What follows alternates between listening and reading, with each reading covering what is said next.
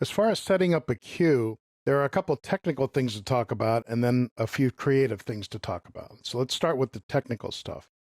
The time difference between speaking into the microphone and hearing it back into the headphones is called latency. And the Pro Tools reference guide has several of its 1,283 pages devoted to latency, but most of it's around page 450. To avoid it, first it says you'll want to record with delay compensation enabled to maintain phase coherent time alignment between tracks with different DSP, that's digital signal processing, delays. So we'll take their advice and record with delay compensation enabled. And then the latency is pretty good on these new generation M boxes.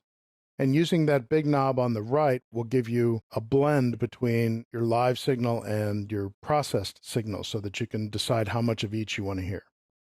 So let's jump back to Pro Tools, go to Options, and down here on the bottom of this page is where we enabled delay compensation and low latency monitoring. I think I like my settings for now, but if you're not liking what you're hearing, experiment with those two things and try and get it to where you're comfortable. Our job as producers is to accurately capture a performance. On some occasions, we can improve that performance. So we always want the talent to feel comfortable and sound good.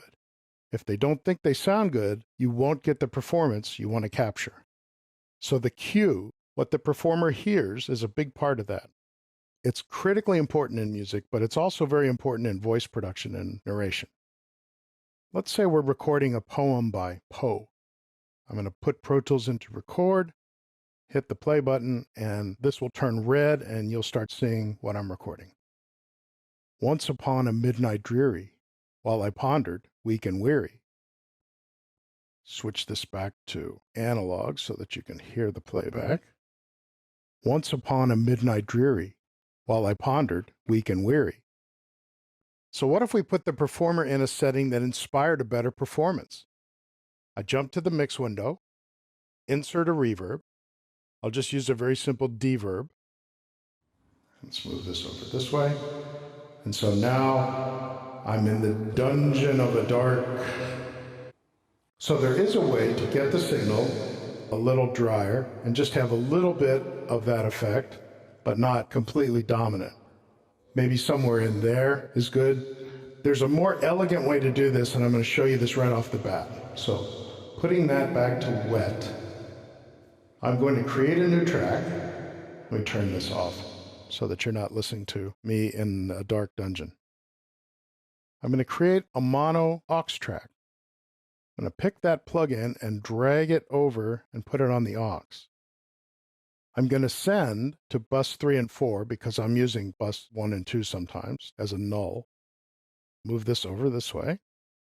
Send this announcer over to that bus by this amount. So now he's leaving this track, going on this bus, and I want him to arrive on this track via bus 3. And we need to hear him, so he needs to go to output 1 and 2. And now, if I turn this on, you should hear a little bit of reverb, but I can take the reverb down completely by changing the send. And then I can add a lot of reverb by changing the send up here. So this is a more elegant way to do it by leaving the reverb completely full. So we have completely dry over here, completely wet over here, and the send level controls how much you get of each one. So let's put our Poe guy into a church. Now let's jump back to the edit window. I'll just move back to the beginning of the timeline, and that will erase what I've already done here. So let's see if we get a better performance. Once upon a midnight dreary, while I pondered, weak and weary, over many a quaint and curious volume of forgotten lore, while I nodded, nearly napping, suddenly there came a tapping. So you get the idea now. I've allowed the performer to be in a space. Let me take me out of that space. And that will influence the performance that I get. Remember, our rule of thumb is to have tracks named to reflect what's happening with them. So aux 1 doesn't really tell me anything. Let's do this church reverb. Once you've set up this reverb any audio track can be sent to that reverb by different send levels.